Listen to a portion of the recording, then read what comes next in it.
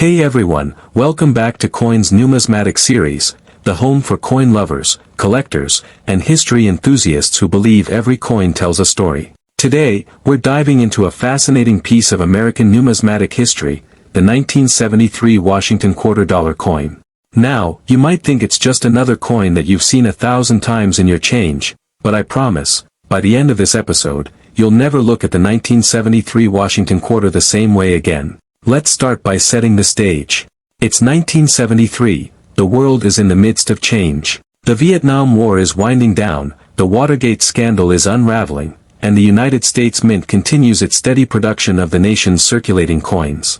Among them, the Washington quarter stands as a symbol of both stability and tradition. The coin we're focusing on today, the 1973 Washington quarter, might not be a rare silver treasure, but it carries deep historical, artistic, and collectible value that deserves our attention. Now, first things first, the basics. The 1973 Washington quarter was minted by the United States Mint in 3 locations, Philadelphia, Denver, and San Francisco. The Philadelphia coins carry no mint mark, the Denver coins bear a small D mint mark on the obverse, and the San Francisco coins, intended primarily for collectors, carry an S mint mark. However, unlike earlier years, there was no silver content in regular 1973 quarters. These coins were struck in the standard copper-nickel clad composition, a pure copper core sandwiched between layers of copper-nickel alloy, giving them that familiar silvery tone. Each quarter has a diameter of 24.3 millimeters,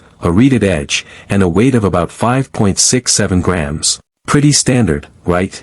But as we know in numismatics, it's the details and context that truly make a coin special. The obverse features the famous portrait of George Washington, America's first president, designed by John Flanagan. This design has been in use since 1932, when the coin was first introduced to honor Washington's 200th birthday. On the obverse, you'll find the words, Liberty, arched above Washington's head, and the national motto, In God We Trust, just to the left of his neck. Beneath his bust is the date, 1973, and, if applicable, the mint mark. Now, while it may seem simple, collectors often love the Washington quarter's obverse for its classical elegance.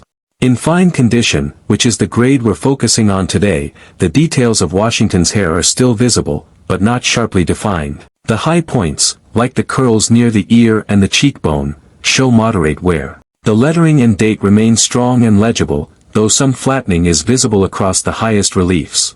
Flipping the coin over, the reverse is where John Flanagan artistry really shines. The eagle is perched proudly on a bundle of arrows, symbolizing military readiness, while 2 olive branches frame it below, representing peace. Above the eagle, the words, United States of America, arc majestically, and directly beneath that, the motto, E pluribus unum, meaning, out of many, one. At the bottom, the denomination, $quarter, boldly identifies the coin's value. Even in fine condition, the reverse retains much of its character. You can still see the wings of the eagle clearly, though the feathers may show flattening or softness in detail. The central design remains strong, giving the coin a balanced and dignified appearance. But let's move beyond the visuals. The 1973 Washington quarter is part of a transitional era in U.S. coinage history. By this time, the silver era was long gone, the last circulating silver quarters had been struck in 1964. From 1965 onward, all quarters were struck in the copper-nickel clad composition that continues to this day. This change was driven by the rising cost of silver, which made it impractical to use in everyday coinage. So, in 1973, this coin represented the new normal, durable, modern, and mass-produced, yet still carrying the symbolism of America's founding. Now, here's something interesting. While millions of these coins were minted,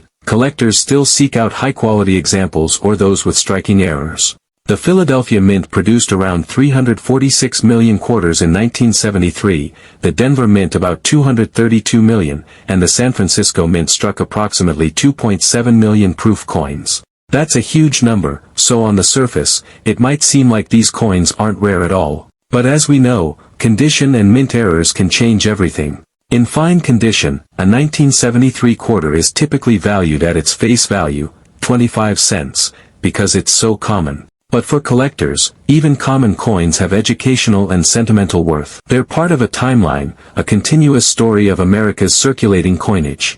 And when we start talking about varieties or minting anomalies, things get more exciting. Some 1973 quarters exhibit die cracks, die breaks, or weak strikes, minor mint errors that can add a bit of numismatic charm. Occasionally, you might find an off-center strike or a slightly misaligned die, though these are rare for that year. Coins with doubling on the date or lettering can also command a premium among collectors. Even small differences in toning, like a warm copper hue peeking through the nickel, can give your coin a unique personality. Now, let's talk about the San Francisco proof issues. These were not released into general circulation. Proof coins were struck multiple times using polished dies and specially prepared planchets, giving them that mirror-like finish.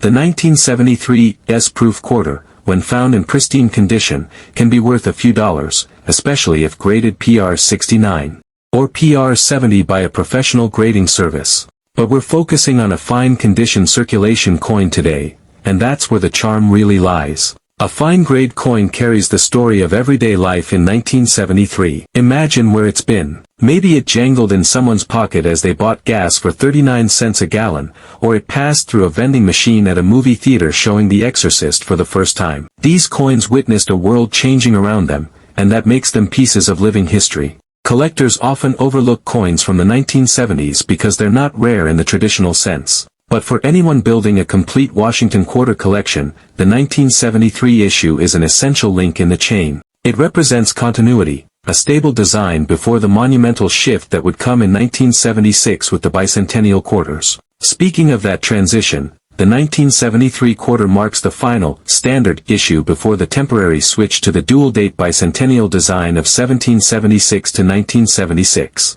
That makes it a prelude coin, the last regular quarter before a major change in design and symbolism. From a numismatic standpoint, that alone gives it a special place in the Washington quarter timeline. In terms of grading, fine condition, often abbreviated as F12, means moderate wear but clear design details. On the obverse, you'll see wear on Washington's hair and cheek, and on the reverse, wear on the eagle's wings and tail feathers. The rims are still defined, and all major lettering is readable. For many collectors, fine condition is a sweet spot. It's affordable, easy to find, but still visually appealing enough to appreciate the artistry. For those interested in preservation, storing a 1973 quarter in fine condition properly is key.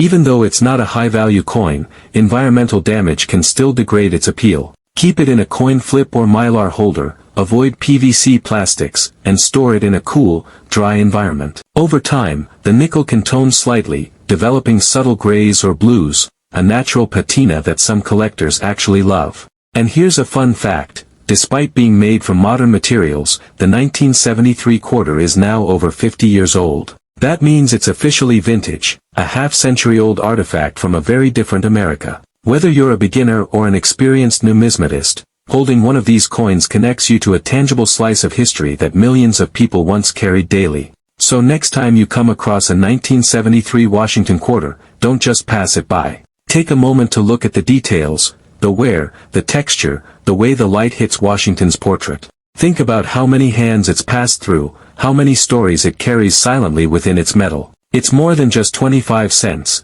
it's a witness to the American experience. That's the beauty of numismatics. Every coin, no matter how common or worn, holds meaning, if we take the time to look closely.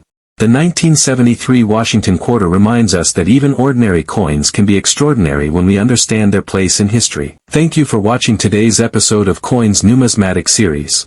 If you enjoyed this deep dive into the 1973 Washington quarter, make sure to hit that like button, subscribe, and turn on notifications so you don't miss our next exploration into the world of coins. Leave a comment below. Do you have a 1973 quarter in your collection? Maybe you found one with an interesting tone or mint mark.